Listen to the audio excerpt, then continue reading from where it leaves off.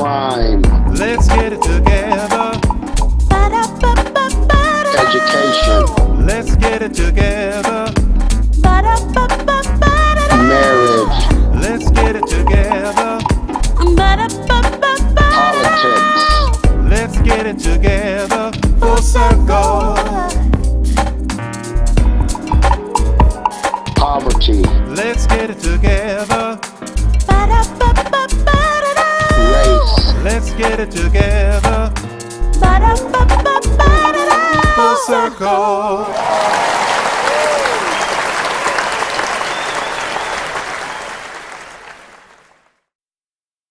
Hello, everyone, and welcome to the Full Circle Podcast Show, episode number 4. Wow, 4 whole episodes. Wow. 4, yeah. Right. I am Darryl E. we're still McCullough, together. the same poet, and I'm joined with A. Whitney Petty, and also my play first cousin, Carmen L. Miller. How you What doing? about my cousin? No, you We know. people. we no, people we too. No, I've known her longer. Okay, whatever. So what we're going to do today, because this is a season of sharing, we wanted to share with you. We will not have a guest today, not a formal guest. We will share our stories with you, our web friends and family. So before we do that, we're going to get into a little bit of current events, and then we'll get into A. Whitney Petty, and he's going to talk to you about his life. Awesome. Current events this week. There's been quite a bit of things quite a few things going on in social media and with the Steve Harvey and Miss Universe debacle. Wow. We've also had a lot of back and forth, a whole lot of political back and forth between Trump and Hillary Clinton. Yeah. When we talk about below the belt, I think the belts are off and on the floor these days. Also, the big, what everybody's talking about right now, the big hype is the whole Star Wars movie that's coming out, the newest episode, episode 7. And I happen to be a Star Wars nerd, but I think somebody might know just a little bit more about the series than I do. And I'm not gonna name no I names. bet you I know who it is. I bet. Ooh, Yeah, you know what? The same poet. I'm gonna let him talk about it. Yeah. Well, you Okay. know what? Okay. Star Wars. Love Star Wars, all that. Big expectations for this. However, my story, No spoilers. no spoilers. Please. My story is before the film even began. Oh, here we Oh, yeah. okay. Yeah. And I Okay. briefly I already told you got. this. Yeah, I've got it. He's got Okay. a rant. Yeah, I believe it is a rap. Okay, let him We go. were going to go to the 9:30 a.m. show, but we decided to go to the 10:30 show. We get there, still plenty of seats available. And I told my kids, I was like, okay, let's get popcorn and this and this and that. We came back, got our seats, great seats. We were in Ann Arbor, Michigan, and everybody's white in the whole theater. It's just a limited. Here We just gonna go we there. go. I'm just Okay. saying. Here And we okay, go. and that's fine. Okay. A black couple comes in, and you remember the rumor that they always told us that black people always sit together. They always end up. No. I've never heard. No. I've heard it. It may be Where? just a Cleveland thing. I didn't hear it. Okay. It's black people when they go to an event and there's predominantly I've never- white people I've there. never experienced that. Eventually, those black people will get to you. Okay, What? it's in it's the on books. Yahoo. Is it?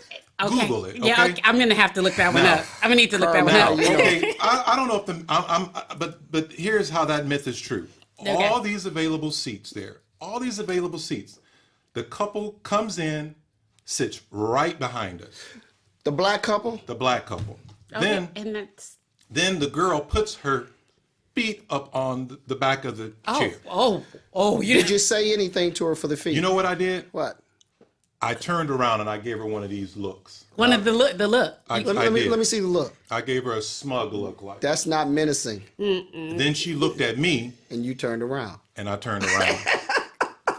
I turned around. Okay, if you're going to give the look, okay, in the state of Michigan, it should be accompanied by an excuse you. Right. Okay. Excuse you. No. No. Excuse you. No. Right. Excuse and you. your face Well, has to change. It didn't work. Okay. But you're in Ann Arbor, Now, though. That's what yeah. I'm saying. But the movie was pretty good. And because No spoilers. no spoilers. However, my movie experience has changed somewhat because of the shootings in theaters. Right. Okay. I'm not saying it's ruined. I'm just saying that I'm aware of my surroundings. Okay. So I'm sitting with I took the kids to see Ant-Man the first time, and there were police in there. And so I had to have a conversation with them why. Right. And so I didn't want to bring that up again because everybody was all pumped up for Star Wars. Right. Yeah. But I was looking at the exits, and I'm like, okay, just in case. So we're midway through. We're midway through the film. Okay. I'm telling you the truth. Everything goes black. Wait, what? Power shuts off in the middle of Star Wars movie. I almost lost it. Okay.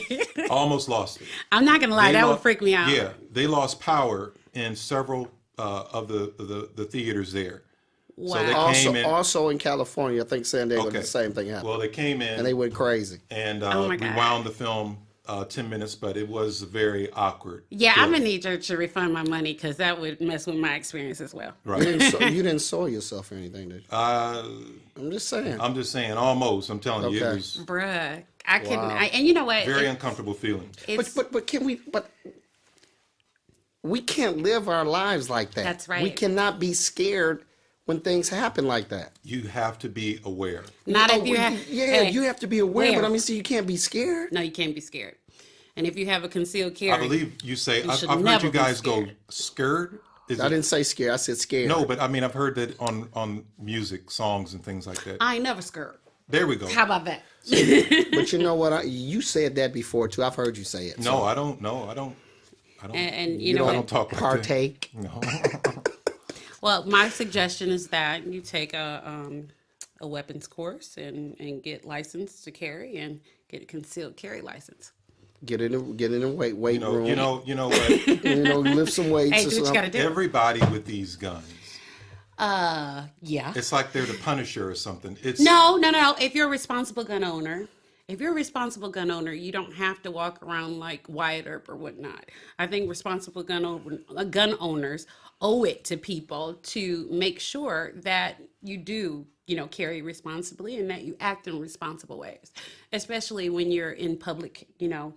That is the polar opposite of what we're seeing with the open carry Right. movements and that. Yeah. But I am going to quote Wendell Pierce, the actor Wendell Pierce, who said that if black men between 25 and 45 would get their gun licenses, their gun permits, and concealed carry licenses and practice open carry, we would see gun reform instantly. I'm like, wow. I'm just saying, he said it. I didn't say. Didn't I didn't say Chicago- it. what did Chicago do? Did they take away? No, Chicago didn't take away anything. They They just- created public spaces where open carry wasn't legal. They just added the CCW law there a year or two Yeah, ago. yeah. That just happened. Yeah. We had it in Michigan since 03. Okay. Let me tell you, I'm as a gun owner, I've been around guns all my I'm a life, gun owner, CCW. and I believe in responsible carrying.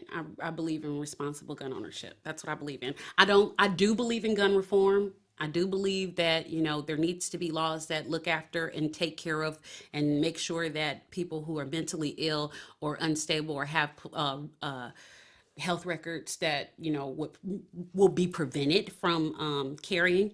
I also think that there's a place for like registration, the wait periods to be increased so that people who can do deeper background checks. I believe in that. I do. I agree on that. I agree. Yeah, but a lot of social issues cause this crime. And the guns, they're just added in and now. Everybody's afraid of the Second Amendment and all this, taking it away. It's crazy right now. But I mean, it's social issues that are causing these problems. That's exactly right. You know what?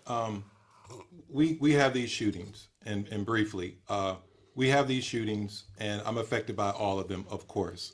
But what affected me the most was the one that was in that church, because these people, out of the kindness of their heart, were trying to help this individual. Right.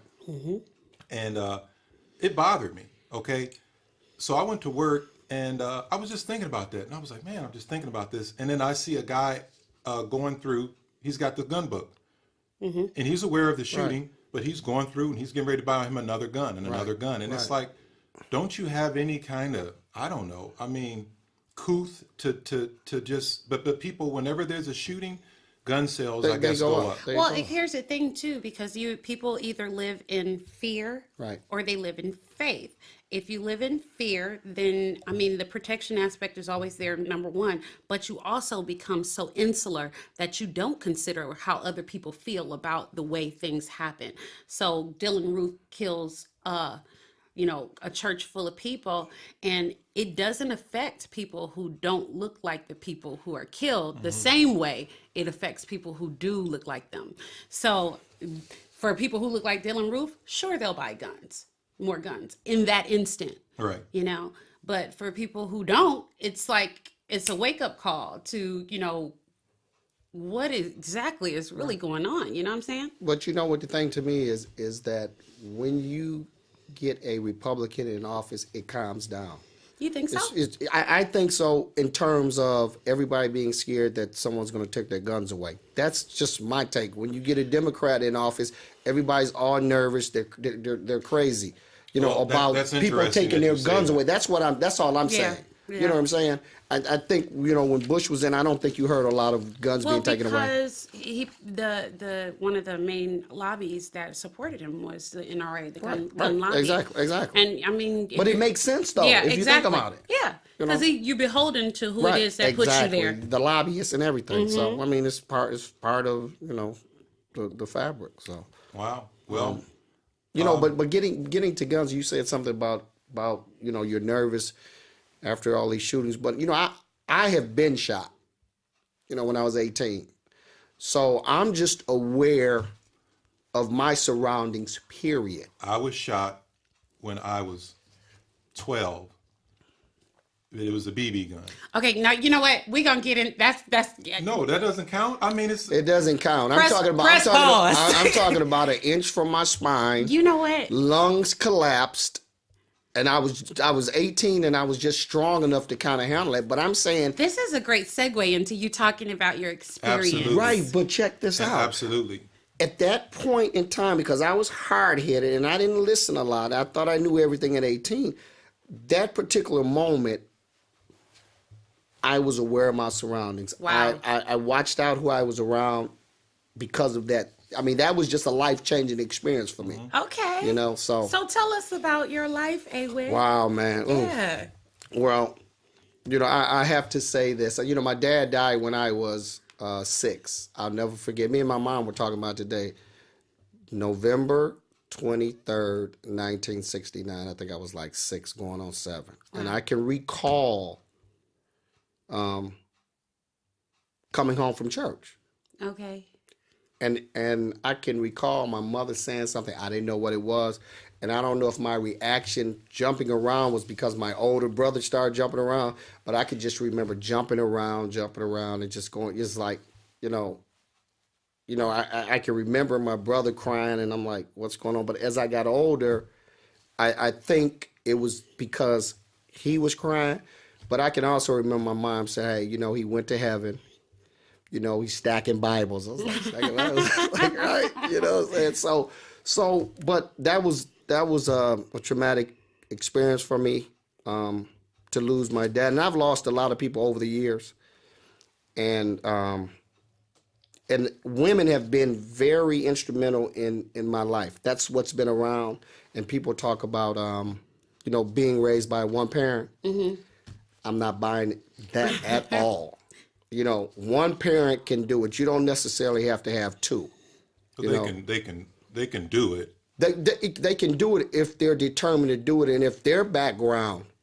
I'm sure it's not easy, especially. No, I'm sure it's not easy. You got your brothers. How many? I had 2 brothers. There was 3 of us total. So you're talking about a lady, 39, raising a son, 11, 1 9, and 1 6 going on 7. Wow. And the amazing thing about my mom is that, and I get emotional about this, but she chose not to marry.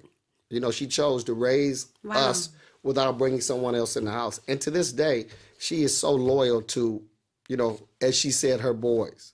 You know, so it's just, I mean, you know, I hear a lot of people talking about, you know, you need two people in the family. Yeah, it would help. I think you need a man in the family to raise a son, to give that male influence. Yeah. But the good thing about it is I had good male roles, and I had my older brother. That was a lot of help for my mother to kind of, you know, bring me up and raise me as a man. But I mean, I had male role models in my family, but the majority of the people are women, strong women. Yeah. And you know, and she's tough now. My mom is tough now. You know, she's a tough one. Awesome. Yeah, she's a tough one. So, yeah. So I'm gonna get. I was raised. We talked about this in the first show. I was raised in Detroit. I was raised on the East Side my whole life, and I said this before. You know, people look at you and say, "Hey, you were raised on the East Side? Wow!" You know what I'm saying? Because I had made it. right. You know, you made it, and like I said, I tell people it doesn't matter where you came from; it matters where you finish. You know, and that's my whole thing. So. That was a great experience for me to be raised over there because there was a lot of rough stuff going on. It was drugs, YBI, Young Boys Incorporated. I remember them. Best friends. Pony Down. These guys were killers. Yeah, they were. You know, White Boy Rick. Right. You know what I'm saying? Let me tell you something. I don't know what these gangs is doing now. They out here playing patty cake, messing around with YBI and them. Yeah, Maserati Rick. These guys were killers, and we're centered right in the middle. I mean, I was on Outer Drive between Gratiot and Commerce. That was the main area. Yeah. And it was crazy, you know, and the thing is, you know, a little bit slid a little bit over there, but I know one thing. My mom was always like, hey, look, I'm going to give you the tools. You know, you make sure you do what what you're supposed to do, you know. And the thing about it is I faltered, but I remembered what she taught me. And I came back to it. Education, working, you know, doing something to give to society, and that's kind of how I live my life now, you know. So, you know, women to me are strong. I don't care what anybody says. I mean, and being raised by a woman also allows you to understand how you treat a woman. You know what I'm saying? I was going to ask you that. How does that influence your relationships now? It does. It influences it. You know, I'm not in a relationship now. But when I'm in a relationship, I don't get into, you know, beating or taking advantage of women or anything like that, you know, because I was not raised that way, you know. So for me, that was a big part of me being a man and being able to deal with women in relationships. So. Now, you had mentioned your brothers. Right. Talk to us a little bit about your brothers and the importance of your brothers, and also there was a tragedy that happened. Yeah. Well, you know, it was always, you know, the petty boys. It was three of us. I was the youngest. Conway is the oldest. My brother Sean is the middle, or was the middle, and then I'm the youngest. And so it was always us three in my life. That's all I knew. Whatever the circumstances were, it was always us. My brother's been huge. You know, he's been a police officer since 1977. I was just starting high school. In Detroit? In Detroit. Really? Who is your brother? Conway Petty. Captain Petty. He's been there. Don't play. Henry Jackson is my uncle. Is it? I've heard it. That's Junior. That's my uncle. Okay. All right. I mean, can I be related to somebody? We are people. Right. I know Captain Petty. Yes, I do. And you know my cousin Yop, Hugh Mary Yop. Okay, yep. So small world. So small. Right. So Mary and Junior, that's my aunt and uncle. Yeah, so Yes. small world. So what happened was we were always, you know, together in the 80s and 90s, always together. They knew it was just the three Petty brothers. I was a little troublemaker, but they, you know, they were always there for me, you know, always there. And so when I lost my brother Sean in 2009, I mean, I was devastated. I'm saying devastated. I was like a baby because the link was not together anymore. You know, a link was missing out of that relationship, out of that family. That link was gone. Wow. And so, you know, we lost family members, but it was time in between. You know, I lost my father in 69, my grandfather, probably 76, grandmother 9. And then I had a gap. I had an uncle that died, but then it was a gap. And then I lost my brother. And that threw everything off. Yeah, that throws everything off. You know, so I'm talking about devastated. And of course, I knew you during that time. Right, exactly.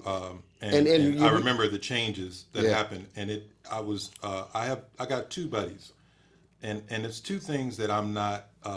I've never been jealous of anybody. Right.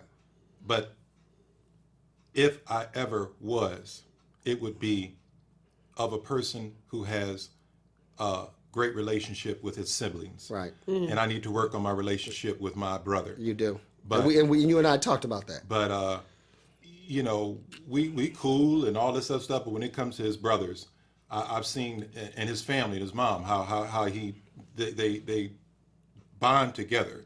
You know, it's a very strong family unit. And when Darryl came into the fold, they grabbed him, and he was family. Yeah. You know, he likes to call my brother the Gooch. He said the Gooch. He said he's so mean. I said no, he's okay. No, because you set that example. Gooch. We having a good time. Okay, first off, he had a loft downtown Detroit.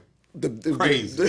Yeah. We had awesome times in that place. Okay, but then after the loss of his brother, all the remaining brothers moved into a beautiful house together. Now, bought it for my mother, got it from the east side. Okay. So I for my brother, kudos to him. Wow. But we would have a great time. Yeah. We over there sitting around talking, drinking, having a good time, and then all of a sudden, when his brother pulls up in the driveway, he starts cleaning up and we have to sit up, get up. So he's afraid of him. So then I get afraid of him. I was like, I thought he was cool, but now I'm afraid. Right, but the last time you were over there, it was cool. He was like, oh hey Darryl, what's going on? So he always gives me a cigar. Right. Sometimes I have to take it. Nice. But yeah, I love the Petty family. Yeah. So but you know that's you know that's kind of where I am. You know, my mother, like I said, she pushed education and I was BSing, and you know, I ended up getting a job with Mazda. I ended up getting hired with Mazda, and from day one I was doing robotics work for Mazda. Transferred to Chicago, and I'm doing the same. Chicago. No, you said it right. We're from the Midwest. You said it right. You said it right. We're from the Midwest. So, you know, I transferred. I'm doing my same work. You know, we from Detroit by way of Mississippi. Right. You said it right. Exactly. So, you know, I transferred. I'm doing the same work that I've done for the last 29 years there. You know, it's work. It's a job. And that's where we met. That's where we met. Oh, yeah? Yeah, we met. Well, what are you passionate about right now? What is the thing that really just drives you right now?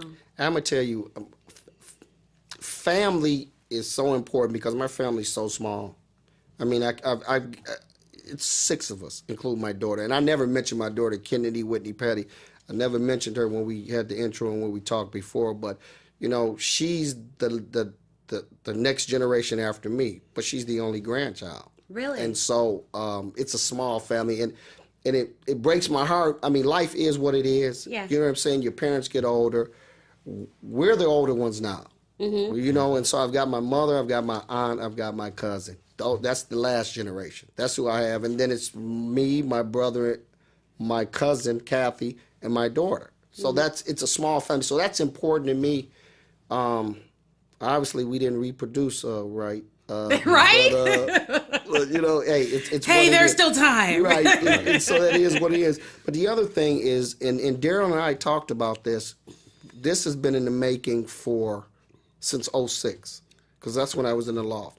We talked about the show, about doing the old Bill Kennedy type show. Oh, you wow. know, with the liquor and smoking on stage and just being irate. And so, I moved to Chicago, it never got right. And then one day, me and Darryl kept in touch. And one day I said, hey, man, let's do a podcast. Bam, right there. That's one thing I can say about Darryl is when he gets his mind set on doing something, it was like, boom, I'm there. He put everything together. And that's why I tell everybody, he doesn't think I appreciate it, but I tell everybody, I said, Darryl was instrumental in getting you, which is important. And he was instrumental in just making sure, we got the right studio, Eric, and did everything, did the logo and everything, So I appreciate that. Well, I appreciate that too, bro. But as I told you, as long as you put forth the money, that's what he told me. I'm your man. And you know what he told me? He said, I can spend your money better than anyone. And that's the truth. That has been my job. Let me tell you what, I think I'm all right with that. I know how to spend other people's money You got $1. wisely. Because I would. Right. But look, the thing, this show is for me, is my passion now. My parents, my aunt, my family, that's number one. Number two, this is important to me. Do people know how much traveling is involved for you to get here? Right, yeah, right. Well, yeah, right, exactly. And I've been here, it was initially set up where I was going to do the shows from the phone, which we did the first show. I just happened to be in town these particular times as a holiday. So we were able to do this together, which I enjoy. It's it makes it better. And when I get back home and I'm on the phone, I have a better understanding of what's going on. Right. Because I was in the studio. So this to me is important. My daughter's important. Getting her education, very important to me. But how old is your daughter? She's 18. She's down at HBCU, Clark, Atlanta. So I'm proud of her. She did pretty good first semester. Didn't want to go back because she, homesick. But she knows what's going on. She knows what she has to do. So now, briefly, besides the common interest that A. Whit and I have, he also has a passion for writing. So I think that's what really started us talking. He heard that I wrote, and then he told me he wrote something, and then we kind of developed a bond together. Nice. If it wasn't for that, I don't know if we would have even started talking. So you're a writer too. Right. And you know what? I'm gonna tell you, it's a funny story. What happened? I was in a car accident. I was off for about 7 months. And I don't know how it came up. I may have been talking to Larry Simmons. And I got software to do a screenplay. So I did a screenplay. But the screenplay got away from me. Wow. It was too long. Yeah. So, it's screenplay should be 90 to 120 minutes if I'm not mistaken. Unless it's Lord of the Rings, but yeah, that's what I'm saying. So it got away from me, and I'm looking at it, and I'm looking at all these pages. I'm like, man, this is crazy. So I met Darryl, and I was like, Darryl, look, I need to try to do something with this. He had did a book or working on a book, and he came through and helped me. Did a lot of editing, broke it down, got it into got it into the manuscript. Yep. I couldn't get the word out. I'm having a lot of problems here, but. But yeah, got into manuscript, so that was the first. But then I just kind of put it to the side, But it's something inside of me that can do it. That's awesome. But and I'm talking to you guys with your background, your music background, and him doing his movies. I might just. You want to hear a funny story? You want to hear a funny story? What did I reach out to you about last year? Diversity plan. The what? Diversity plan. Yeah. A screenplay. See? That's what I'm saying. That's what I reached out to him about. Right. See?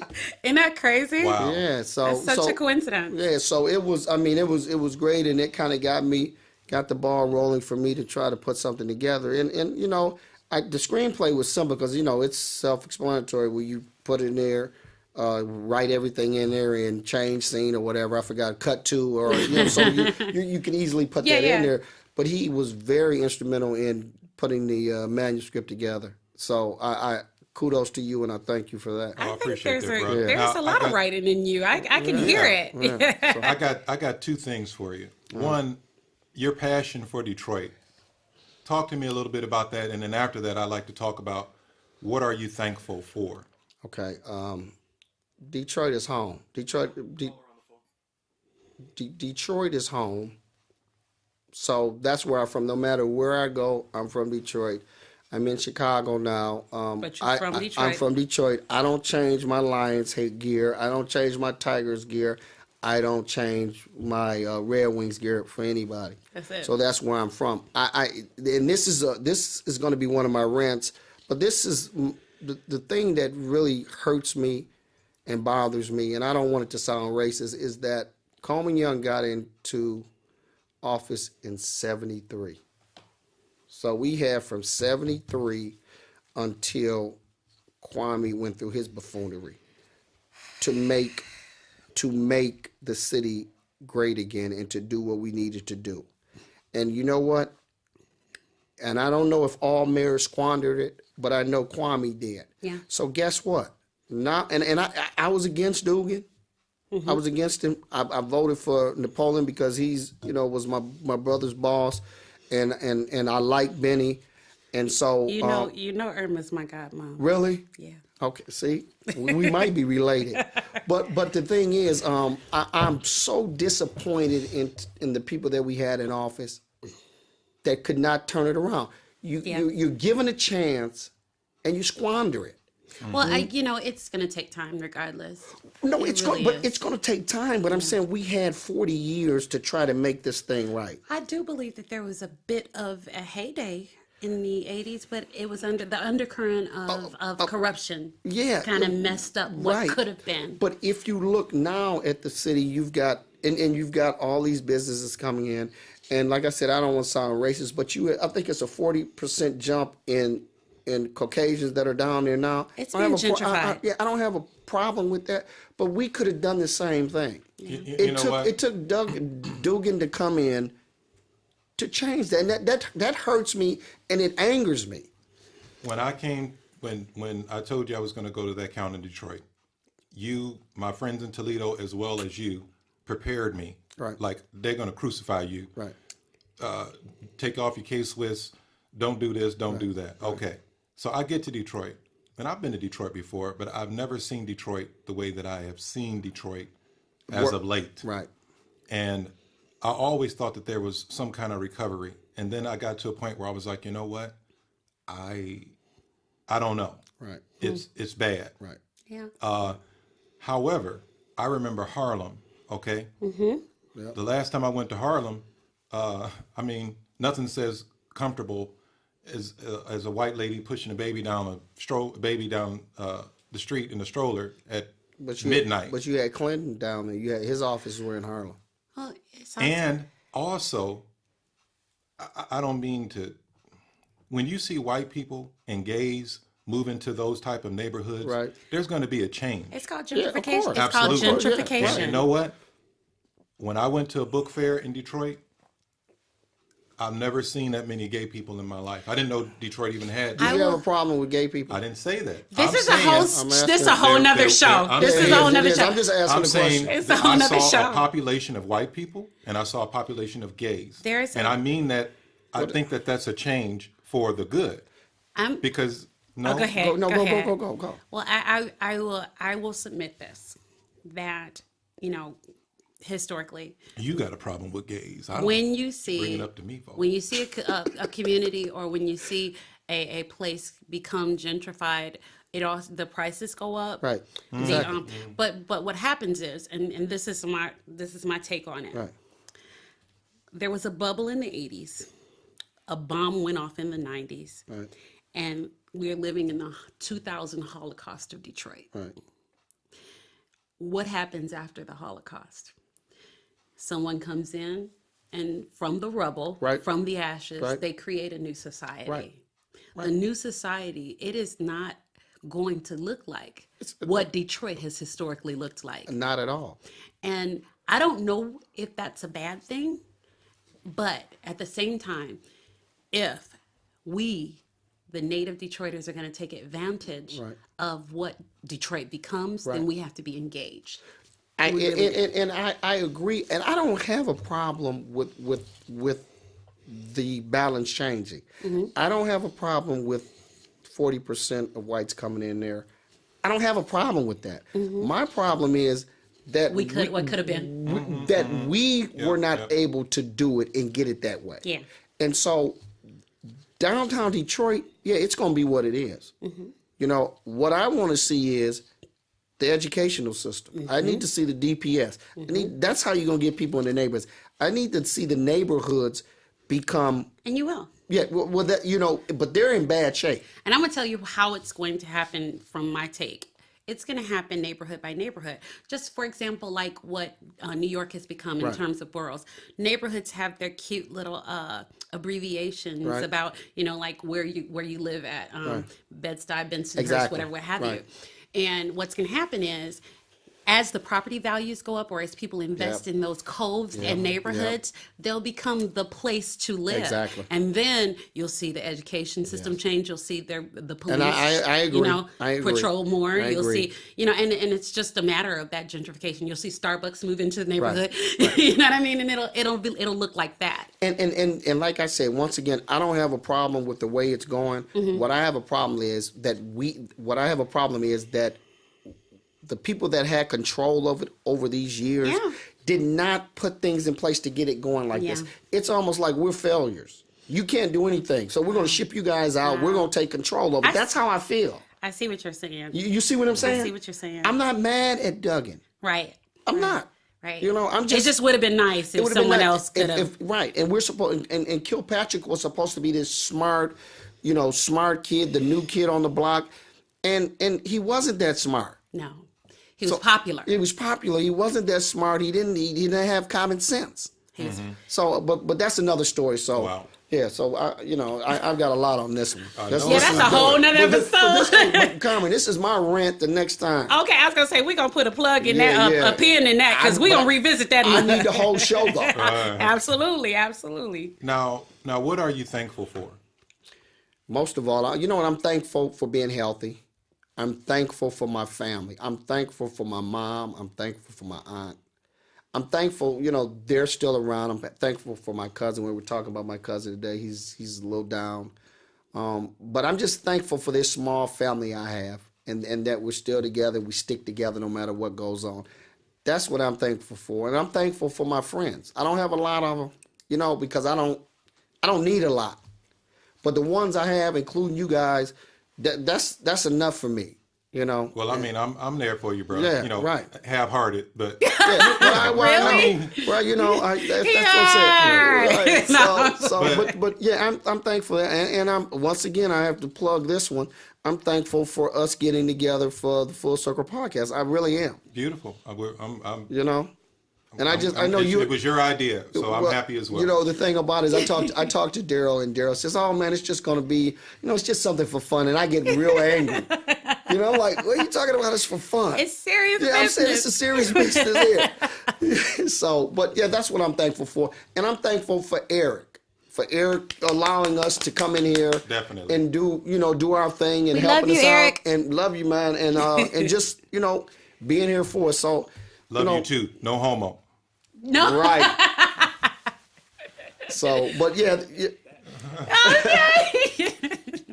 Right. So yeah, I'm thankful that I'm thankful, like I said, for being happy. I'm thankful for my daughter. Just the basic things. Awesome. Wow. So you got some special guests here, don't you? I do. That's what you told me. I didn't know about it. Well, I do. Well, let's bring. Who do we have? Let's bring them in. Let's see. These lovely Who do we ladies. Where are they at? No, we got to bring in our guest. Tell me who. Hold on. Is it ladies? Yes, it is. Oh, come on now. Don't. I don't. You know what? I'm tired of having tears. Really? This one's going to get to you because you almost went in when we first started. Who do we? Oh my God! Oh! Look who it is. What are y'all doing? That's my son. Come here. I love you guys. I love you too. All right. You have to introduce everybody. This is my mom. This is Betty Jane Anderson Petty. Betty Jane Anderson Petty. This is my Our aunt. camera's this way. Right over here. Yep. Jean Phillips is the love of my life. These are the women of my life as of now. I love them, and they've been instrumental in making me who I am today. So, We've heard nothing but wonderful things about you ladies. Now, do you want to tell all his secrets? Please don't. Please don't. Please don't. So all right, this is a big surprise. Thanks, Darryl. Hey, we love you too. Thank you so much. Merry Christmas. Wow. Happy holidays to all. All Wow. right. That is a surprise. Wow. That's Okay. awesome. Yeah, that was great. So, we want to thank you, Awit, for sharing. We're going to move on to Carmen. And Carmen's going to introduce herself to our audience. Hey everybody, my name is Carmen Miller. Carmen. I represent CarmenMillerMusic.com. I am a singer, songwriter, a mom, a wife. I don't know what else to say. A friend. A We friend. love her. Yeah. Me myself, I've been singing since I was 4 years old. It is my passion. It is my joy. It is why I breathe. I am so glad to be here in this podcast with such great company. I met Darryl at his book signing, and I mean, it was very engaging. Saw a little bit, a snippet from some of his movies, and I was like just intrigued. We became Facebook friends, and that's what brought me to this place. And it just was it's clicked ever since. Yeah. and just so you guys know, we love her. We can't do the show without her. I just need to let you guys know that. Now, I'm gonna get to you as far as your importance to the Full Circle show, but I want to know about Background? How Okay. did you start? Let's see. Singing. When I was 4 years old, I sang at First Glory Baptist Church, just the church I used to go to on Broad Street in Detroit, where I was born. And Detroit, yes. I sang "Let There Be Peace on Earth," yes, for my grandmother in the Christmas program. I love those Christmas programs. I know, right? Yeah, Where all the love kids them. sing way Love too them. loud, Yeah, I love and they them. say the speeches they can't Yeah, remember right, and all of that. right. Yeah, I grew up in one of those churches, and that's been a central part of my existence, my faith, my family. I'm the third of six. Now get this. My grandmother is the third of six. My mother is the third of six. Wow. And I am the third of six. six. And I had 3 kids to break the chain. Wow. Here we go. Wow. But no, I love my brothers and sisters. I'm looking forward to spending the holidays with them. But let's see. I came here. Well, I grew up in Detroit. And I came to Toledo because my dad was a Detroit police Right. officer, Well, we talked and he about was that. laid off in the 80s. Yeah. And he came down here and became a police officer here. And I started going to school here. I met my husband of 20 years, my first day of high school. Wow. In our first hour class, which was geometry. The first hour class. Yeah, I never First day of school? First day of school. Wow. Yeah. So 20 years. I'm a man. lifer. Right, not right. I'm what's called a lifer, is what it is. Okay. You drove that car for a long time. Yes, I have, and it's still running. still Okay, running, it's still running good, running good. Got new tires and everything. There Okay. you go. That's good. That's good. Right.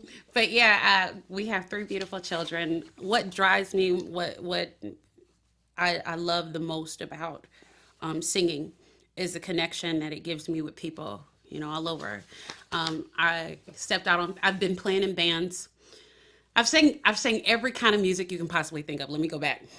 Including the theme song. Yeah. Okay, With Darryl. I just want to put that in there. Now, I started out in church choirs. I sang in the choir in high school. I sang the hook on my brother's hip hop albums. Wow. He actually charted Billboard in the 90s. Okay. And we went and did some shows. Nice. He toured, and I did some shows with him back with Big Pun and Big Pun. I was just listening to Montel him. Jordan and Joe and all of them. Oh, man. And then I went from doing the hip hop hooks don't to tell my age. No, for real. I went from doing the hip hop hooks to I had a girl group. Okay. We were called Exact. I also had in high school, I had a girl group. We were Nati. Okay. And went from doing that, do the little R&B stuff, to I joined a pop band, a cover band called East River Drive. And I sang with them for probably about 6 or 7 years, developed a following here in Toledo, and stepped out on faith and did some stuff on my own. I've made 2 albums, and the first one's called All Good. The second one's called Skin and Bones, and I'm going to be recording with Eric coming up soon. Just it's provided me with a lot of opportunities here in town to do some amazing things and meet some amazing people and just touch people with music. So now, do you have anything going on for the holidays? Any shows? I am performing on New Year's Eve at Memphis Pearl, Okay. which is one of my favorite places to play. I'm playing with my trio. Oh, I almost forgot. I also sing with a metal band called Aftermath. And I knew I was. I knew that. Yeah. I knew that. So like I said, I've run the gamut as far as music goes. I love everything about it, and I wouldn't trade my experiences for the world just because it allows me to connect with people. Right. No, Now you got a question for her? I got one too. Yeah, you know, this one is, I mean, it can be musical or not, but who was the biggest influence in your life, just My mother. making you a woman, your 100% music? my mother. 100% my mother. Okay, give us, My a mother little- passed when I was 18, but she was always my number one supporter, my biggest fan. Right. Everything that you could have. And everybody says that about their mom, but my mom was really instrumental. My mom could sing, so if I sang wrong, she let me you- know. right. Gotcha. No, but she was a beautiful person inside and out, and like nobody that met my mom didn't love her. You know what I mean? She's one of those people who just light up the room, that touch everything that they come in contact with, and nothing outside of her sphere didn't get past her touch. You know what I The mean? fruit doesn't fall too far from the tree, so. She, Yeah. one of the things that people don't know, and it was really, something that touched me last show about one of our guests, is my mom was mentally ill. And when I was 9 years old, I watched her try to commit suicide.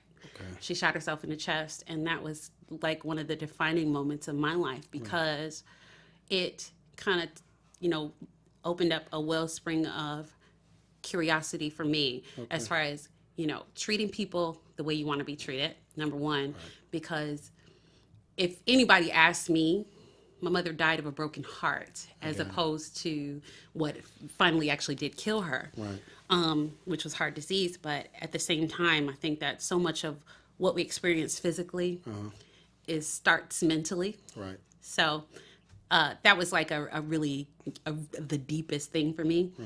And she lived 9 more years on borrowed time and shaped my life from That's that. good. That's, wow.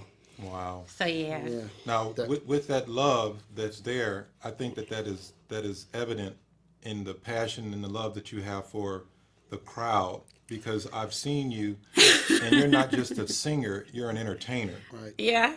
I love the energy that I get and give from people. I always say that you don't know what people go through in their day-to-day week. You're right. So when I perform, and I'm not one of these, celebrities or whatever, and I think they have it easy, and I'll tell you why. I do a 3-hour show. Wow. I do a 3-hour show when I perform. That's long. It's 3 1-hour sets. I don't have the luxury of doing 45 minutes and 3 costume changes. Right. And I sing live. There's not a background track. There is not overdub. There is none of that. Right. So when I sing, I sing. Right. Wow. Right. Okay. Now- But that's that energy. You don't know what people go through, and I just try to make it the best 3 hours of their life. A mini vacation in your mind, And you know that you're right. You don't know what people go through. I mean, you can walk down the street and think this guy's all right, but you don't know. That's a great point. So when they come out to party with me, I Right. want them to have the best possible time they can have. and see how her personality is, because what was the last show?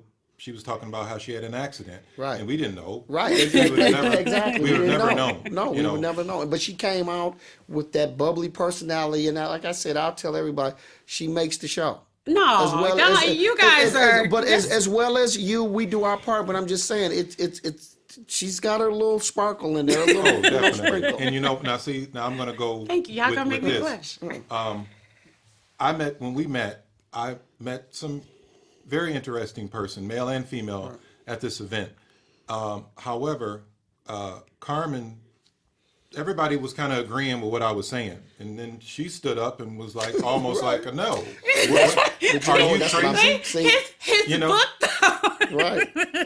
What he was promoting, though, is so controversial. It begs for that, right? Definitely, and I love to talk. And that's the only way we're going to become better as a people. Right. Talk. Okay, Yeah. this is my side. This is your side. Let's talk about this. Yeah, yeah. And I looked at her when she said what she said, and I was like, okay.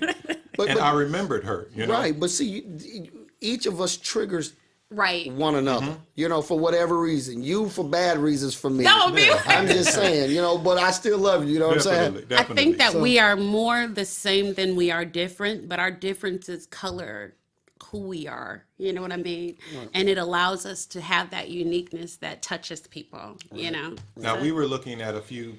I said, we have to have a female co-host. Right. And he said, you got some ideas, I got some ideas. And we put these group of people together. And I said, okay, all right. I said, I'm going to tell you right now, I like Carmen.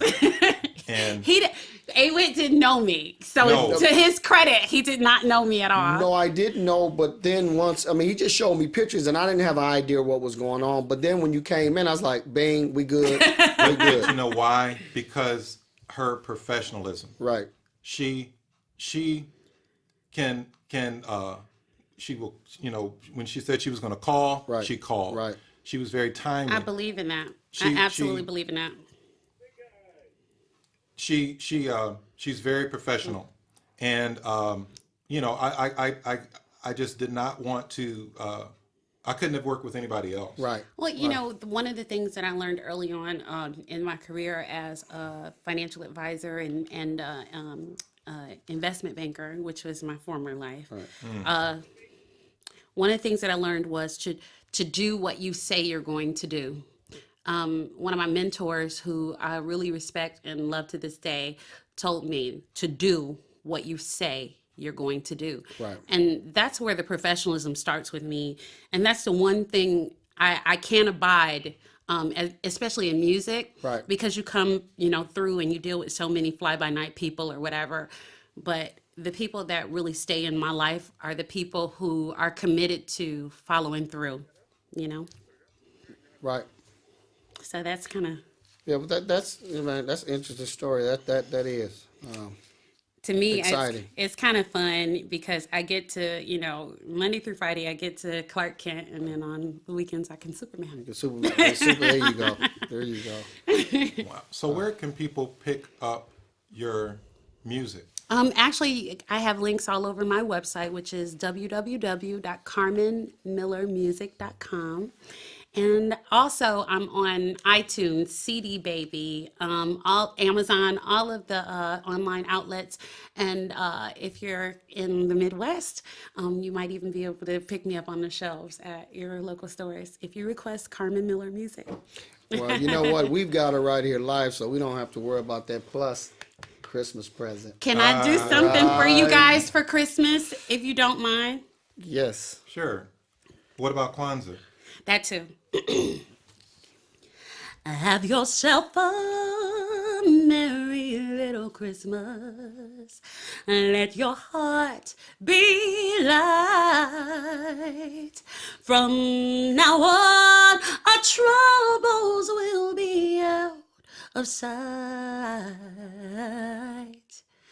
Have yourself a merry little Christmas. Make the Yuletide gay. From now on, our troubles will be miles away. Here we are, as in olden days, happy golden days of yore. Faithful friends who are near to us, gather near to us once more. Through the years we all will be together, if the fates allow. hang a shining star upon the highest, but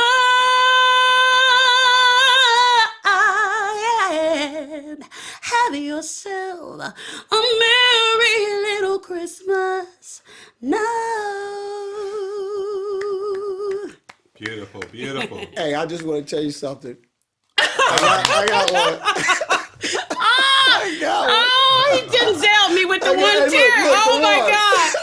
That's Oh my beautiful. See, I God. didn't know you That were is going to hot. sing because we could have put together a little See People's what Rights happened and was- Minnie Riperton thing. Stop it. We could have did it. Stop it. Right? You know I can All sing. I'm going to Okay, say then. is take it easy. You got the looks, but I can sing. See there. Oh, wow. Hey, Merry beautiful. Christmas, that was everybody. It. That was it, Carmen. Very Wow. heartfelt, beautiful. Yeah, very. So, I guess now, Darryl. I'd like to know what you are. Well, you know, before I want to know, what are you thankful for? I am so thankful for my entire family, my children, Anthony, Aaron, and Ashley, and my husband, who is the light of my life. He is my biggest supporter now and just somebody I could not do what I do without. So thankful for them and just the life that I have, health, strength, and all that good stuff. That's great. That's great. Now, we got a guest for you got as some well. Wait a for you minute. also. Nah, see, y'all play too much. We got something for you. Y'all play entirely too We much. got something for you. There he is. See there. Your husband. Hey. Oh, wow. Okay. I've been practicing my brother hug. Oh, Come on, man. No, man. hey. This is my husband, Anthony, everybody. Merry Christmas. Anthony, Don't ask him nothing. you got a good. Hey, you got a good one, man. One thing. Ask Hey, one thing. No. Ask one thing. See, there you Ask go. one thing. See? You see Go what you done ahead. started. Come over to the mic. I don't know if we can hear you. Oh, wow. Ask wow. one thing. What y'all want to know? What'd you say? Red pop. That's what I'll say. Red pop? Oh, Right. Fago?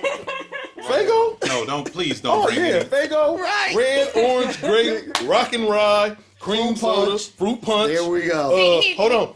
Have you had the candy apple?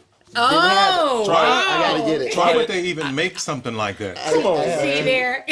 What is wrong with Pepsi? What's wrong with Pepsi? I'm not a Pepsi person. I'm in the Coca-Cola family. Right. Hey, do you know what he said? He said red pop was sort of racist. It what is he said. racist.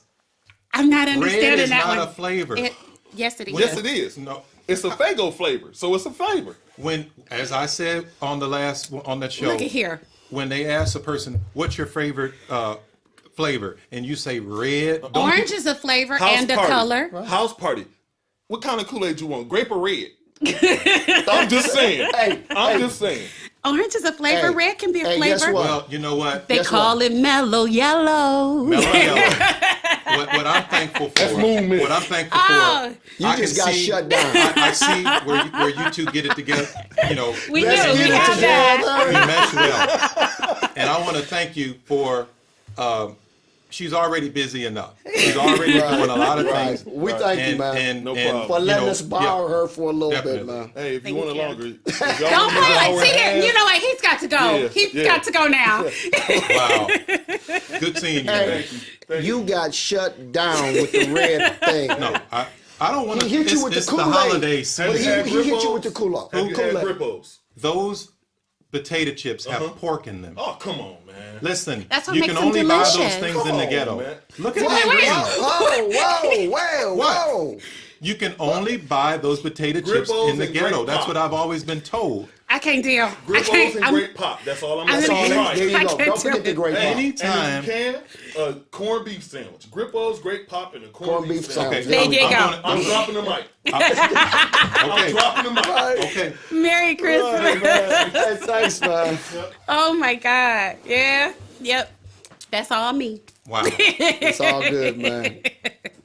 Well, I guess it's my turn. It comes Yes, to it you. is. It's Yes, on it you. is. This is the moment I've been waiting for because I'd like to get to know more about the man who has kind of orchestrated us getting this Right, thing together. exactly. I just think I'm thankful also to be in good company. You guys have made this show just like one of the highlights of my year so far, and just one of the things I really look forward to.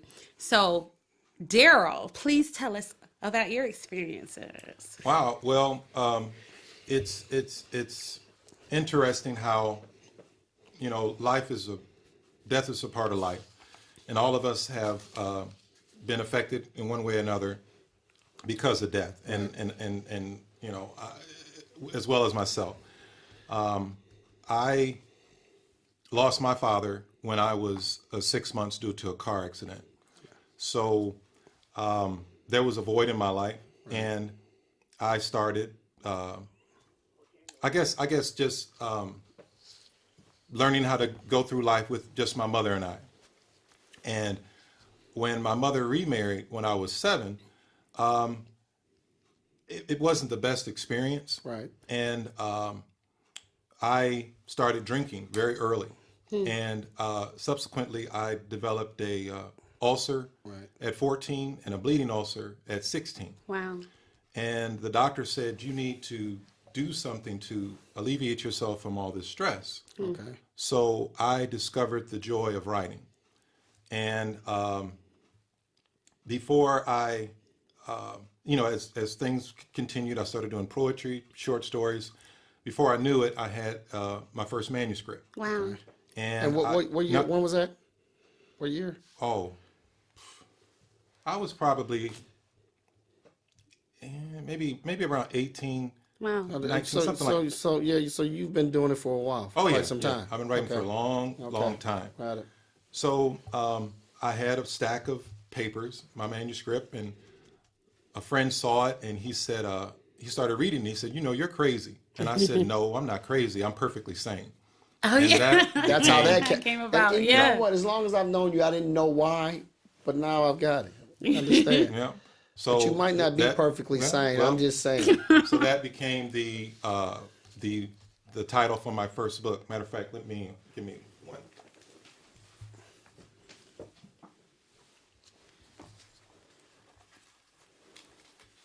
My first book, Perfectly Sane. You know what? I read your second book, and that made me go back and get the first one. The first one I thought was safe because I wanted to be able to hand it to my grandmother and say, hey, I wrote a book. I wrote a book. Right. But that wasn't all of me. There were some things in here to let you know he got a little something going on the left and the right, but it was safe. Right. Yeah. So as I started with the second book, I was like, I just want to just let myself go. And my mom always told me, don't be afraid to let people know what you're thinking, even though she has an issue with a lot of things that I think. Right. A lot of the ways that my thinking is. Now, I started on the second book, and this one is called I'm Still Sane But Crazier Than Ever. But now let's let the viewers know. You have poems. You have what's all inside the book? Well, if they have not read it yet.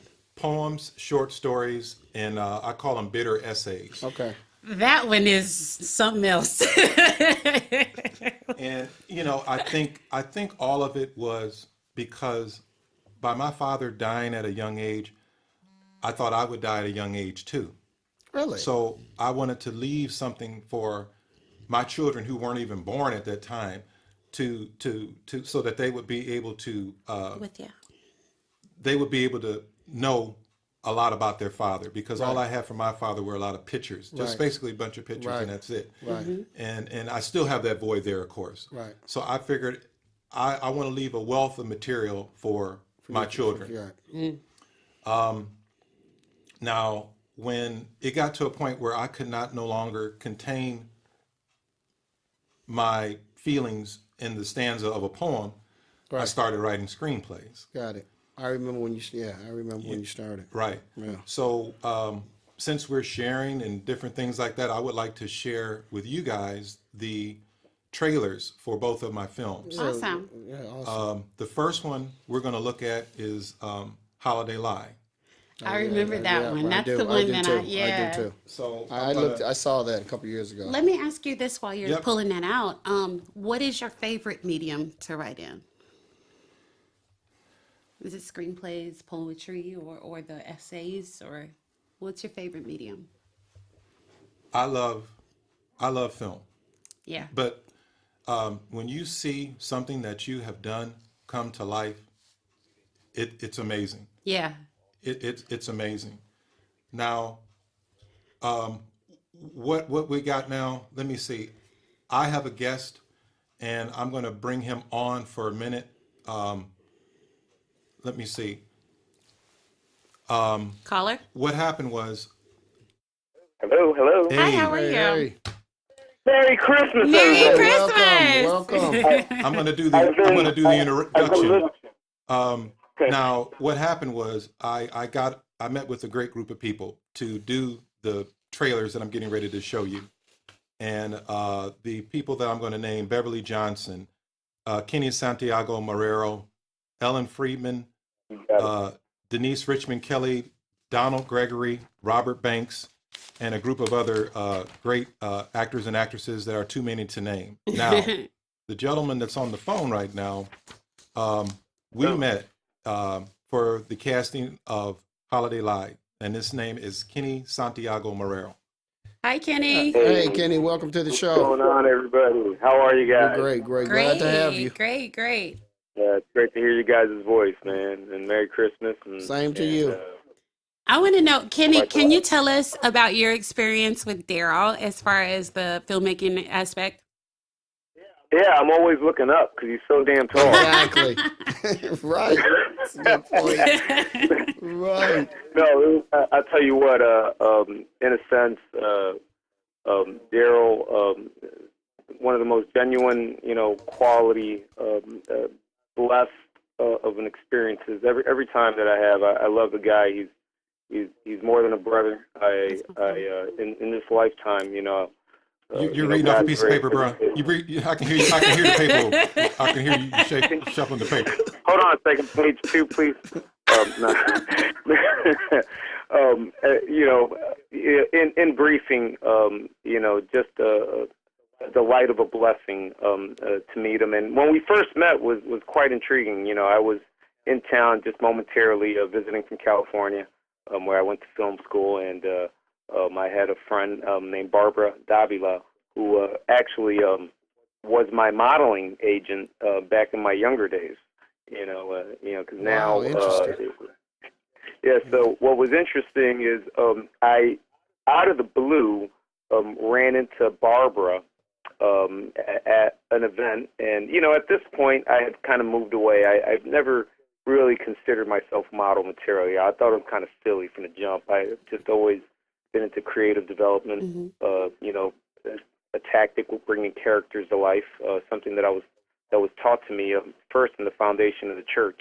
My mother and father were both ministers in New York, and I got all of my it's interesting because as I went to film school on a scholarship through a Shakespeare show that I got, and then I read all these books of actor technique, of the Meisner technique, method actors, this, that.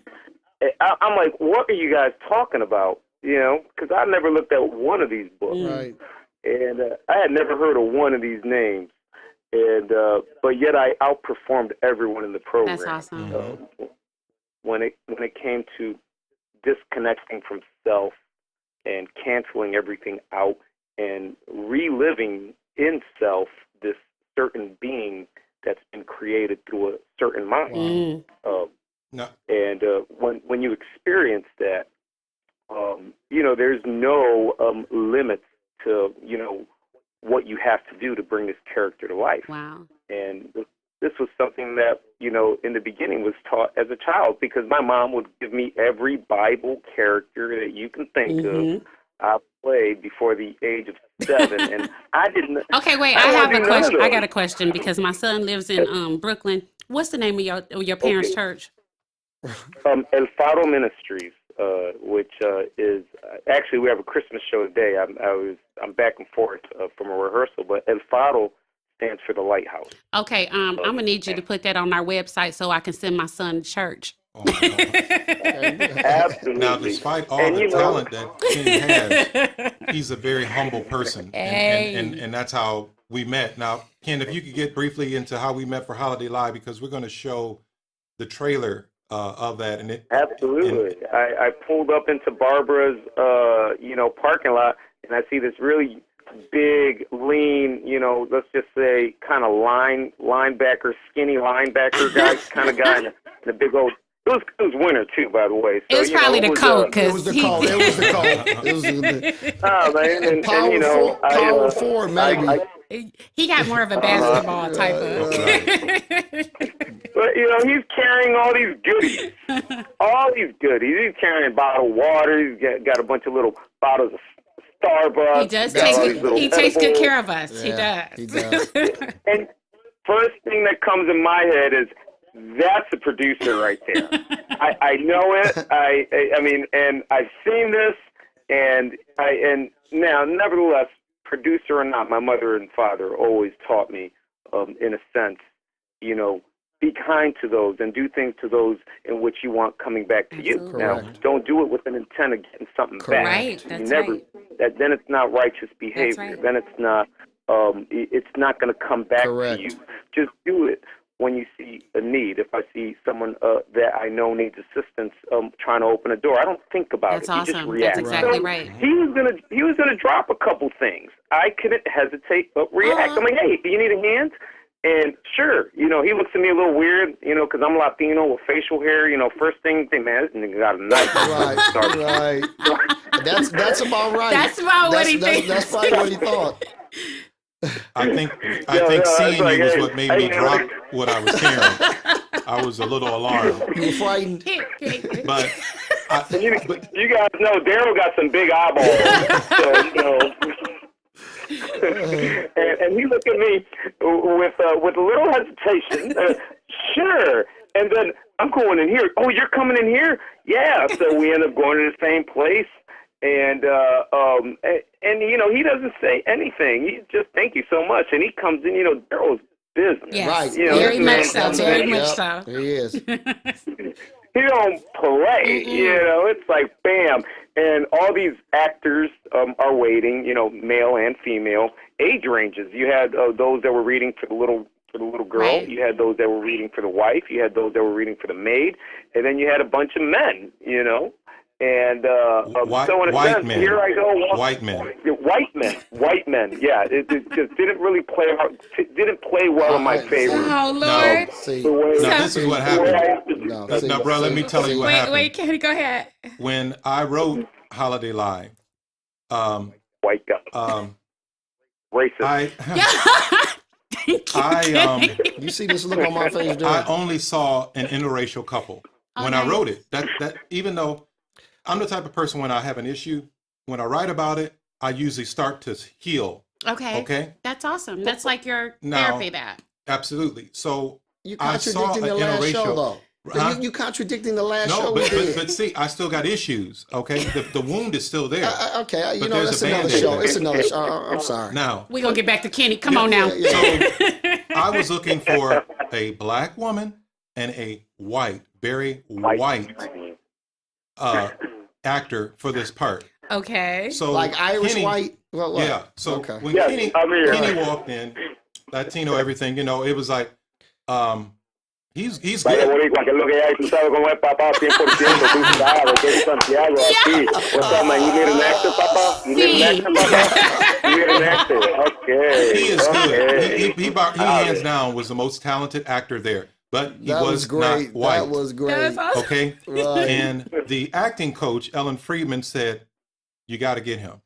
And I was like, "He's not white." She was like, he can be white. He can be whiter. He can shave and he can clean Oh himself my up. gosh. And I was like, okay. I loved his personality. Yeah. It won me over. Right. So what we're going to do, we're going to share Holiday Live. And Kenny, if you could hold with us, and we'll go after that. Okay, buddy? Okay, absolutely. Thank you. Thanks, Thank Kenny. you so much. Yeah, we really I'm appreciate going to it. pull this up for Holiday Live. Absolutely.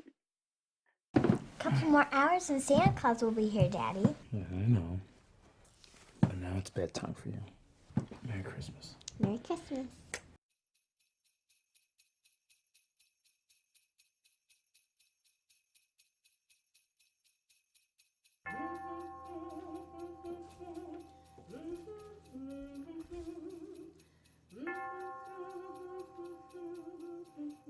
Hey, how's Daddy's little girl?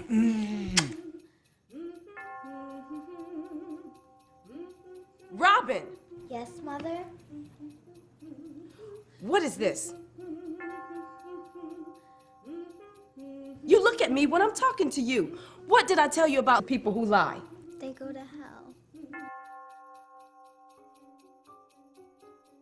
So from now on, we only tell the truth in this house. Daddy, Yes, honey?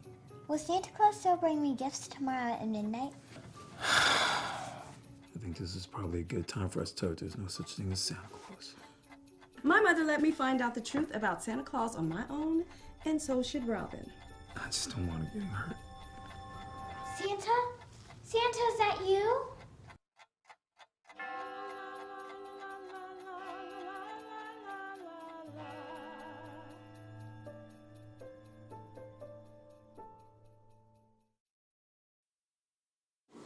That was amazing. The trailer itself was amazing. How is it that you came up with the holiday lie, Darryl? When I found out, I tell this story all the time. When I found out that there was no Santa Claus, I was probably 26. No way. No. No. No way. I was. That's I- not true. That The can't be truth true. is when you stop believing in Santa Claus, then you only get socks and underwear. Right. Right. So I'm with that. You know what? I was a little too old. Okay. How I old? I mean, I'm serious. I need to know this age. I know I here. had to be in my teens. Okay. I love the whole Rudolph. The and magical all that nature stuff. of Cartoons and all that. Okay. I love the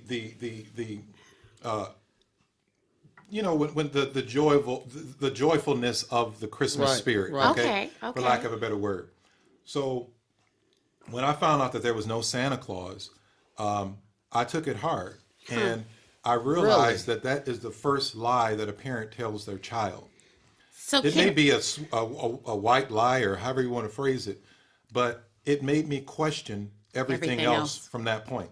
So you lied about From- Santa from- Claus, from- you lied from your- about the Easter Bunny, But from you your lied parents about or the just Tooth Fairy. from your parents? Are you really my parents? Are you guys lying? Right.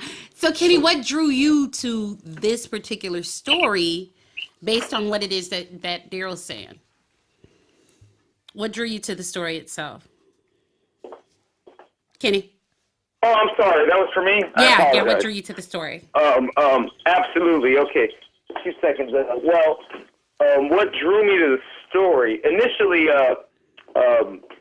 I didn't have much information on the story.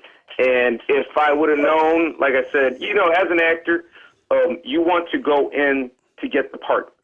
You know, you want to go in to show this writer, this director, initially, you are exactly what they're looking for. So stop the auditions. Go home, have some coffee, enjoy your wife. You got your man. What I really dug about, in a sense, I love the title because it's exactly true. What Darryl says, it almost is kind of like one of those first bogus lies. Wow. You know, but in a sense, I take it a little bit deeper. Just in our home, the way I was brought up, you know, materials were limited, and so were finances. But Christmas was so special, and it was always a performance. I mean, every year was a different stage production. You know, and it was technically one gift, two gifts, and unfortunately, I was a snooper, and I still snoop around, and I kind of we all did. Right. I found the gifts, you know, like when I was like 5, and Did that like disillusion you? yeah, I kind of played it off from that point on. Like I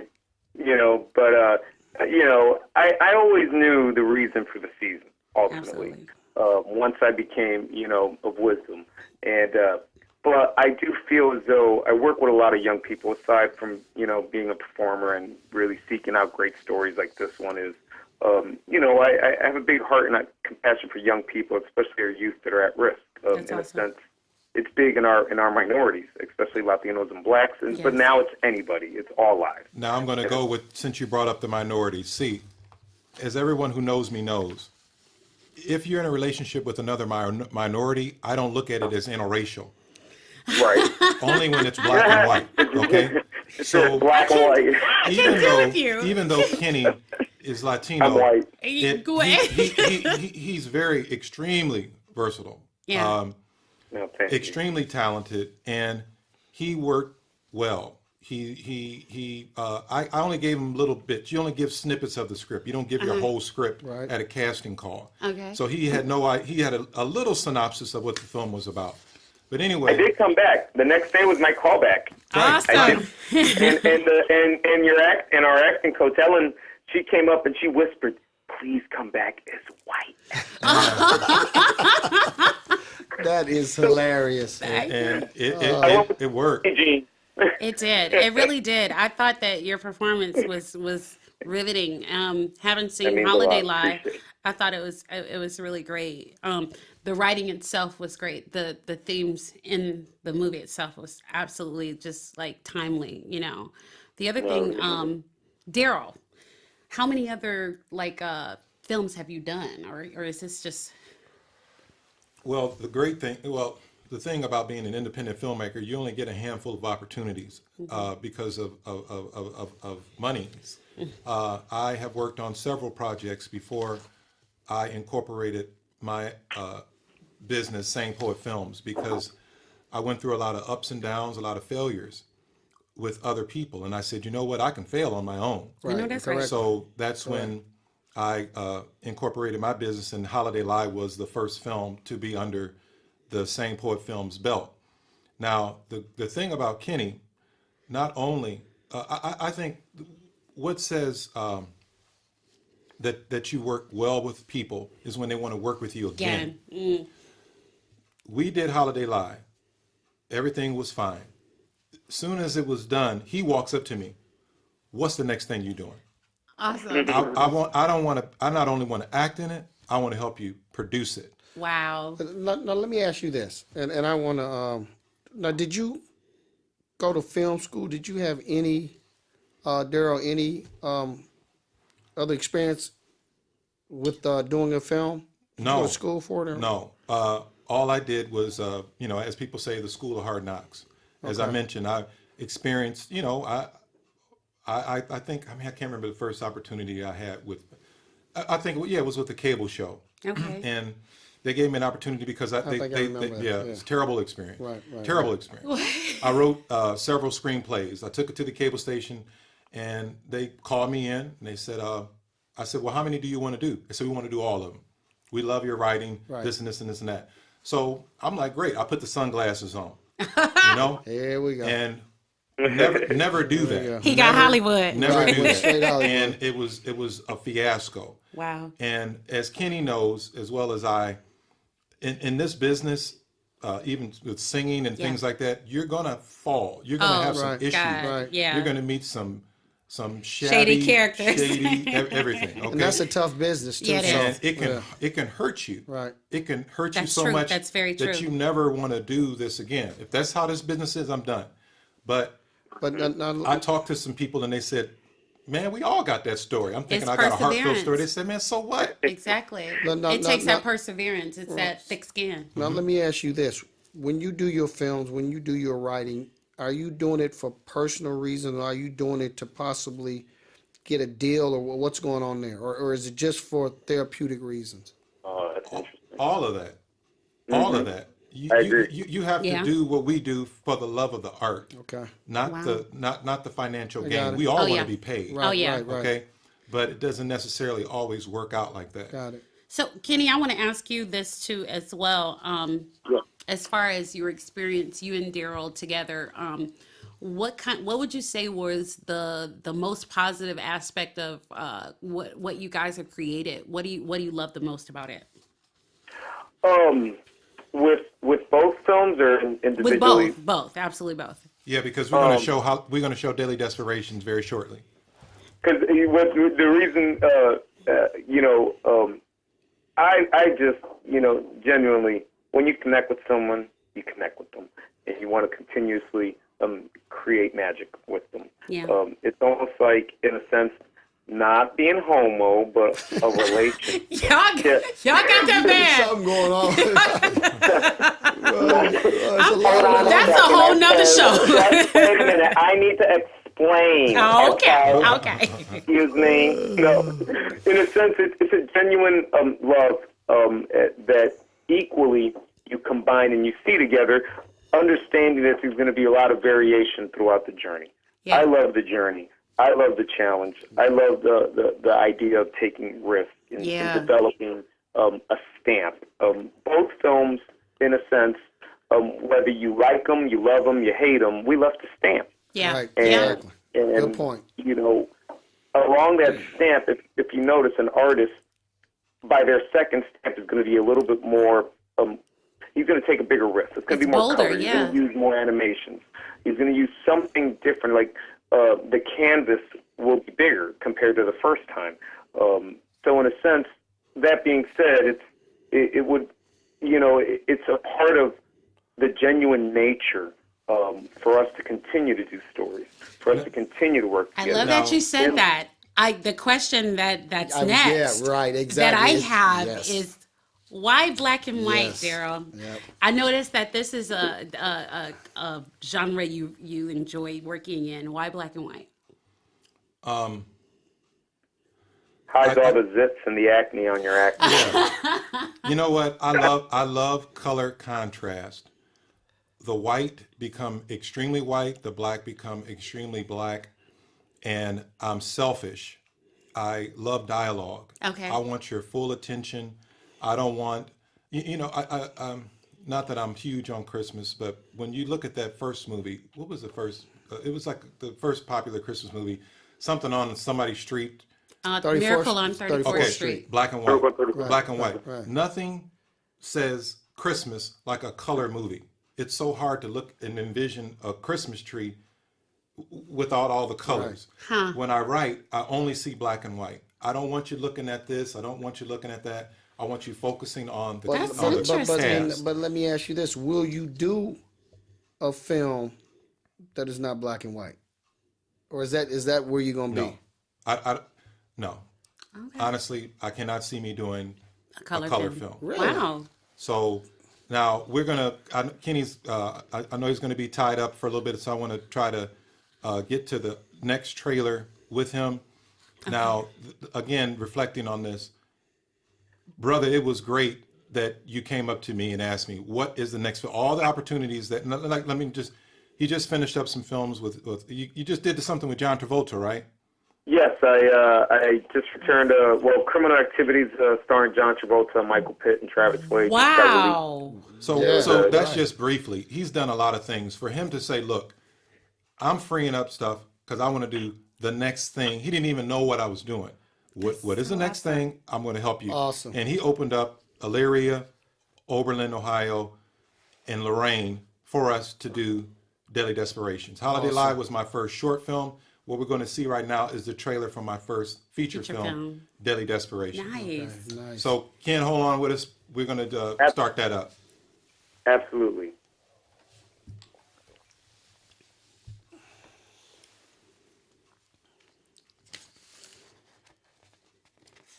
Ken, I appreciate you. And also, I want to stay connected so that people can know where they can find your projects as well, along with what it is that you're doing with Darryl. So, Absolutely.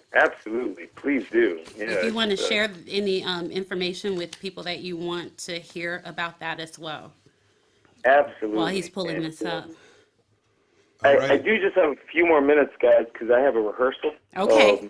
To be at, but I've still just enjoyed this, very much. And Thank you. We enjoyed having you too. Thank you so much. definitely. Well, Ken, you want me to just go on and release you now, and we'll just get into the trailer? Man, that'd be great because they're kind of. I'm keeping a little situation on hold, but we can take a few more minutes, absolutely, but I do got to get going. Before you go, where can people find you online? Very easily on Facebook, Kenny Santiago Marrero. Ultimately, everyone knows, Facebook. Twitter under the same name. There's also actors, in a sense. If you want to see any of the latest films that are up and coming that I've been a part of, the Internet Movie Database is another link that I have, IMDb. Awesome. And which also Holiday Lies on there, and we're soon to put Deadly Desperations on there as well. Nice. Kind of just Googling my name will pop up most of the current stuff. A Hallmark movie that I was a part of that's shot in Kentucky. It comes out in 2 weeks, and they picked me for another film. So I leave back to Louisville. It's God's grace. I'm super stoked. I get to ride some horses and go back being Latino. All right. Now, you also did some things with what's the gentleman in Cleveland, the very popular newscaster. Oh, Leon Bibb. Right. Yes. Nice. Remember Yes, that? Leon Bibb is a great friend, and me and him have, and we're actually getting ready to do a short. But if you Google me and Leon's name together, a nice YouTube page will pop up, and you could see some fun improv that me and him have done in an interview in which I was very grateful for. It Thank really was you. a blessing. No. He kind of put my whole story into like 2 minutes, and because it's been an adventure, as it's been for all of us, and we all have, different mountains that we've hurdled, but I guarantee you we've all had mountains, Right. and so it's a blessing, as an actor, it's very rewarding, and it's so, in a sense, it's such a feeling that you can't describe when someone calls you and you don't audition because they know you can deliver. Absolutely. Definitely. They say, "Are you available?" And then you work out that schedule. But it's taken 10 years to get to that point. I've completed 167 independent films. Wow. That's a beautiful thing. Wow. Wow. That's That a is- great body of work. Right. Now, briefly before we start the trailer, Kenny he's got a I don't want to say a fan base, I'll say a friend base. So they all support his works. Holiday Lie was safe. There's some questionable things in Holiday Lie because I'm a questionable kind of writer. But Deadly Desperations was way out there. And when I brought it to the group, I was surprised. They was like, "Oh, we want to do this. This is what we want to do." Right. And I was like, "Well, it's a little out there." And it was like, "No, this is what we want to do." So Kenny, he's done so many projects, and yes, he was very involved in Deadly Desperations. So we have a showing. We have a rough draft party. Yes. So he brings Everybody. half of his mother's church. Oh, Lord. The whole church. Pretty much all the That's seniors. everybody. All Okay, then. So when the curtain, when the lights went on, those who did stay, Okay. That's Praise funny. Jesus. Right. it was Okay. There was a prayer circle in the back. They was praying for praying for y'all. Kenny goes, he's like, "Oh my God, I forgot about that part. I forgot about that part." I was like, "Dude, you was there when we shot the film." I know, but I don't remember. It's the whole psychological thing. That wasn't Kenny. They are still praying for you. Wow. So I tell you what, we're gonna show the trailer for Deadly Desperations. I'm gonna get you off this phone, and I'll call you Hey, later we tonight. appreciate you, Thank Ken. you. Merry Christmas, Kenny. Happy Thanks, New guys. Year's, Merry Merry Christmas. Thanks I hope for to do it everything, again, man. guys. God All bless. right. Let's do it again. Okay, thanks, I bro. love you guys. Yeah, you Bye-bye. Love you. Bye. Bye. Oh, this should be Okay. good. Deadly Desperations.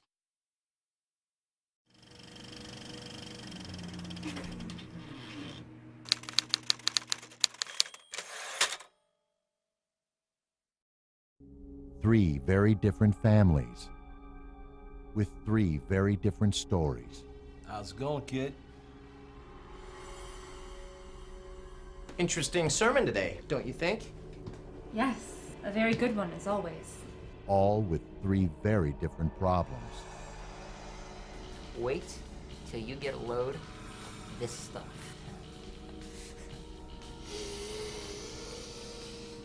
That is ridiculous. You see your mother maybe 4 times a year. Look, Carrie, not everyone can have a perfect family like you. I'm happy, honey. It's just, I could be happier.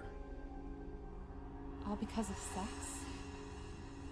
Will I at least see you for Thanksgiving? Mom, I doubt it. You know, I'm working 2 jobs now with this second part-time. And His unemployment checks will really help out around here. Look how much he spent in just one day. So guys can just pick you up at a bar and sleep with you, then they can stay at our house, right? You're always trying to use the Bible to make me change the things that I do. You're trying to change who and what I am. The answer to their predicament can be solved by a wish from a newfound friend. You are going to love it. And everybody is going to love you wearing it. What would you say if I told you you wouldn't have to? What are you, a marriage counselor or something? No. I'm just a man with a lot of experience. My dad used to make me feel the same way at times. But I'll let you in on a secret. He's not around anymore. But as the old saying goes, be careful what you wish for. You just might get it. Don't you ever put limits on my beer or anything else I do. You got that? you are killing me. Get out there! No! No! No!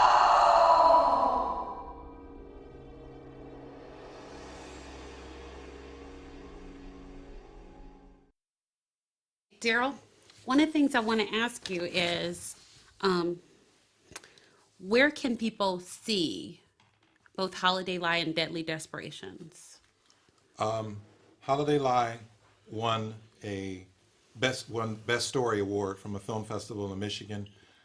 We are still somewhat submitting Holiday Lie to film festivals, Deadly Desperations, film festivals as well. When you are an independent filmmaker, the only way you get recognized basically is from film festivals. Wow. So it's kind of a long process. Right. You just don't release it to DVD, so to speak. Oh, okay. It takes a little time.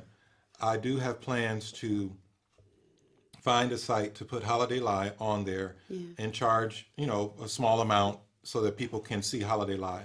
All right, let me ask you this. What do you have coming up next? What's coming down the pipe in terms of films that you're going to do? And for that part, books also. I am working on another book, and I am working on another screenplay, actually. I'm going to go to Deadly Desperations, and then I'll go right back to that. First off, what did you think of Deadly Desperations? I want to like see the it. trailer? It's amazing. Yeah. It looks amazing. It was. It looks very Hitchcockian. It looks It does. like, It's interesting. It was interesting. I was like, don't turn it off. Is this the whole right, film right. or I what? wanna. Yeah, right. It made you want to see more. Absolutely. Yeah, it did. So, and that's another way where you see Kenny. He's in the first story in there is called Near Beer. Second story is called Just a Little Porn. And the last story is called Mother's Love. Kenny is in Mother's Love. Okay. And they're all 20-minute intervals of these families who meet this certain people to, help them whatever issue that they have. Wow. So it's a lot of fun, but yeah, it's out there. And I can't wait till that I can show that to more of a wider audience. The only thing that I have been showing that is for people who, when I have our meet, greet, wine and cheese, which is where I met Carmen. Right. I speak with people, I talk to them about my books, I show them my films, and we have discussions about it. Yeah. Now you've gone to a couple of book fairs, right? I think you told me that you were in Harlem. Yep. Now, when's the last time you were there? This year. Oh, you went? Okay. Yep, Yeah, I I went remember you this year. telling. Okay. It's an awesome experience. Okay. And I would love the opportunity to be able to show my films there. So hopefully the next film that they have in Brooklyn or something like that, Okay. I'll submit Deadly Desperations and go from there. Now, what about the Detroit Book Fair? Is it one? You know what? I knew you were going there. I knew you were. Are you going to submit your work there? You know what's interesting?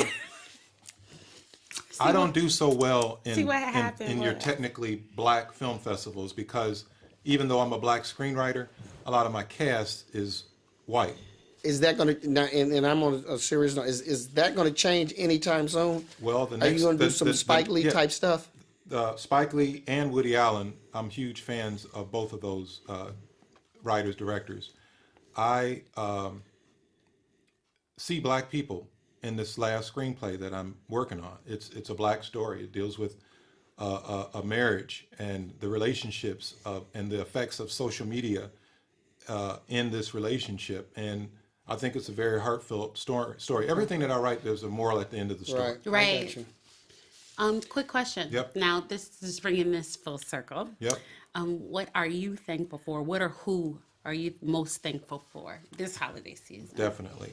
I'm thankful for my friends, you two, for this opportunity that we have.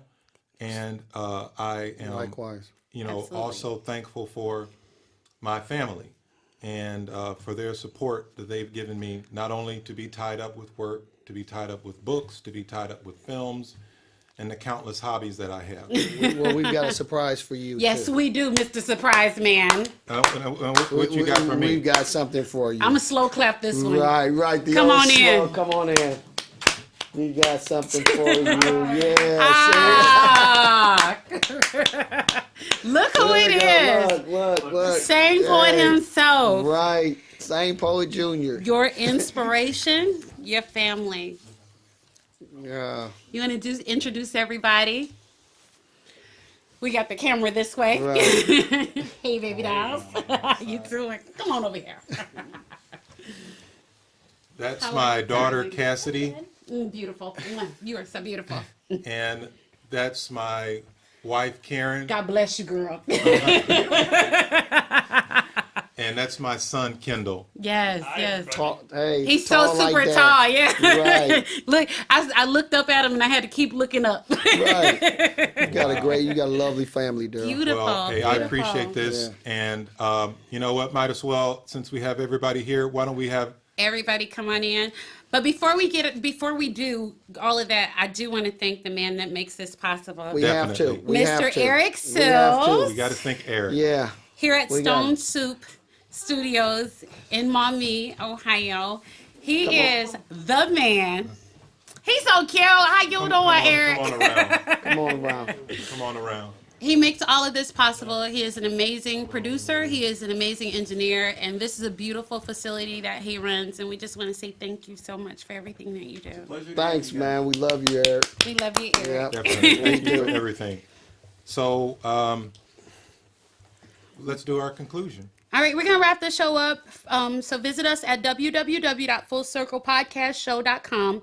All of our info is there. You can email us at fullcirclepodcastshow@gmail.com. We've got amazing things coming up in the new year as well. So for questions, comments, and if you want to be a guest on our show. And don't forget to like us on Facebook. Check us out on iTunes, Stitcher, and of course, YouTube. And remember, take a stand for something or you'll fall for anything. If you have an opinion, use it. Use it. Happy holidays from our family to yours, from the Full Circle Podcast. Happy holidays. Merry Christmas. Crime. Let's get it together. Education. Let's get it together. Marriage. Let's get it together. Politics. Let's get it together. Full circle. Poverty. Let's get it together. Race. Let's get it together. Full circle.